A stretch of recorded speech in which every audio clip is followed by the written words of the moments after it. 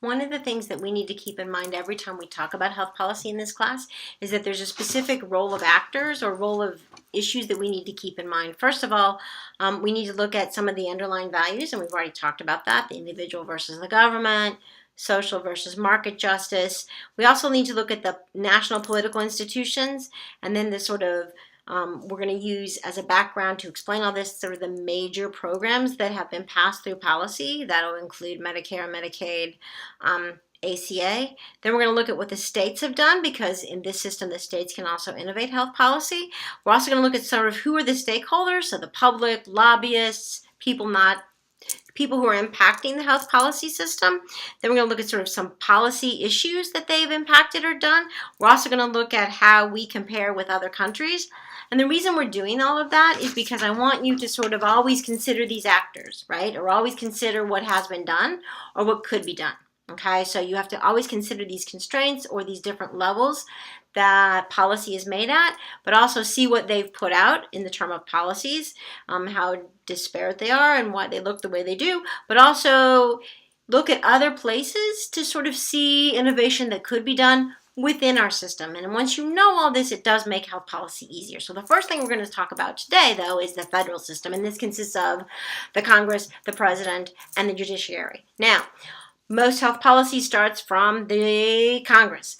That sounds great. Congress is of the people, for the people. The problem is that they're electorally controlled, and the House is every 2 years, and the Senate is every 6. So everybody has to be respondent to what will get them elected. And these are all based on different geographic constraints. So houses, places are much smaller, so you're probably going to have more uniform people, especially with gerrymandering, where we put all the same people in the same district so we can win. The state's going to have a little bit wider, more expansive issues to deal with, and they're going to have a different population they represent, but they're only represented by the people who actually vote. And if you don't vote, you don't get. Just like if you don't ask, you don't get. And those are the people they're responsible to, the people who vote and the people who come and ask them for things or give them information or impact them, right? So that means they are open to very active constituents. So if you are in the health policy, health administration field, you might be part of an interest group that goes and lobbies for some change. You also might be an interested citizen who goes and says, I don't like this policy, I don't want this policy, or you might propose policies. You might also be part of an interest group that is pushing a specific policy that will benefit you. The AMA has specific policies. One of our students works there. So they are going to go to a legislator, House, Senate, and they're going to ask for specific things that benefit their members that may have nothing to do with what the general population wants. And if enough of their members live in that person's district, that person is going to be responsive to them. So Congress, yes, it represents you, but it's also a very open system, and other people can have an impact there, and they don't necessarily have to be constituents living in that district. Okay, there are also people who help make up the health policy. So a lot of interest groups help make up the health policy laws, and they do it in their own best interest. So it's sort of got to be a clash of ideas, you hope. But it's also one of the reasons why a lot of health legislation never happens, because you have such a clash of ideas and people don't want to give up anything, and people want to keep what's beneficial for them. They don't care about what helps other people. Again, that individual versus the group syndrome that we talk about. They also want limited role of the government. Now you're like, okay, the president comes in. Well, the president is electorally controlled by a different constituency, so a wider population, so maybe they have a bigger mandate, but they are influenced by some of the same things. They are influenced by interest groups. They are influenced by people who actually give them money to run. So they might be influenced by specific people in specific interest groups that benefit them. They may not really care that much about health policy. They may care about something else, and that's what they got elected on. So why would they care about health policy? And it's easier for the Congress to sort of figure out what their constituency want because it's smaller. For the president, the constituency is wide and big and dispersed, so they're going to go with what the majority of people want, or the people who actually voted them in. Again, all of this is electorally controlled, which means you dance with that what brung you, and that means you go with what the voters who actually voted say they want. The problem in all of this is that most Americans don't vote. So the people who do get their voices heard are the ones that vote, and then the ones that go and join the interest groups sort of get their voice heard twice. And those people may not represent what the general population says they want. But if you don't vote, you don't get. Now, court of last resort. If you want something, you can send it through the court system. The problem is the court system, most of them are not elected, so they're not electorally controlled. So they can come in with ideas and they can go with what they want. Sounds like a good idea. The problem is that a lot of them don't have any experience in health policy, and health policy, as most of you know by now if you've taken any class with me, healthcare is very complex. It involves a lot of actors. It doesn't have a lot of ways to measure positive or negative outcomes. We've talked about that previously. We'll talk about that even more. It's very hard to be a rational decision maker within the system.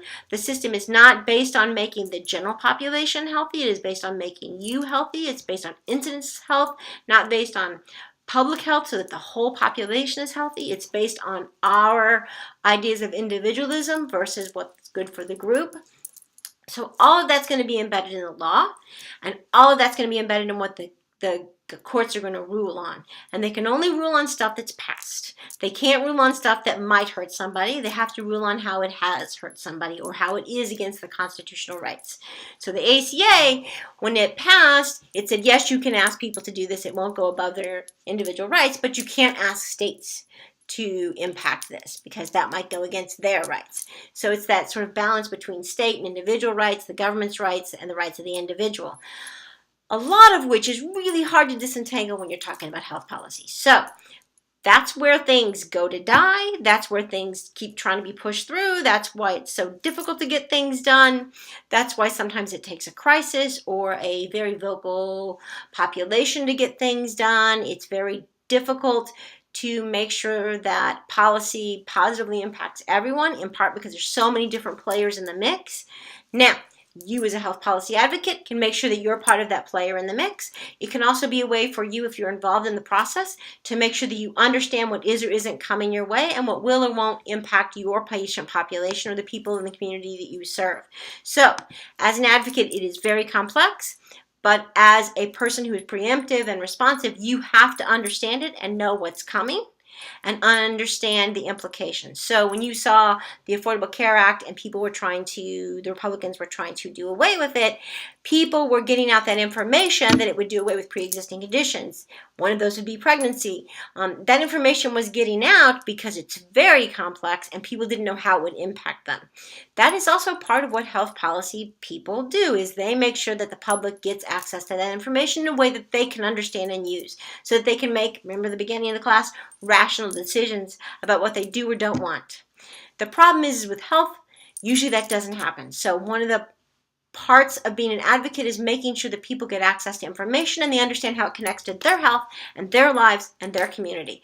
And that is something the book doesn't talk about, but that is part of your responsibility as a health policy person and as a person in health care, because it actually matters how this impacts someone's life. It doesn't mean that they're going to just, get a smaller house or do something like that. It might mean the difference between them being able to pay for their health care bills, them being able to be healthy, them being able to have a certain standard of life that's not dependent on where they're born in this country or what resources they have, but just based on the fact that everyone should have access to a healthy, productive life.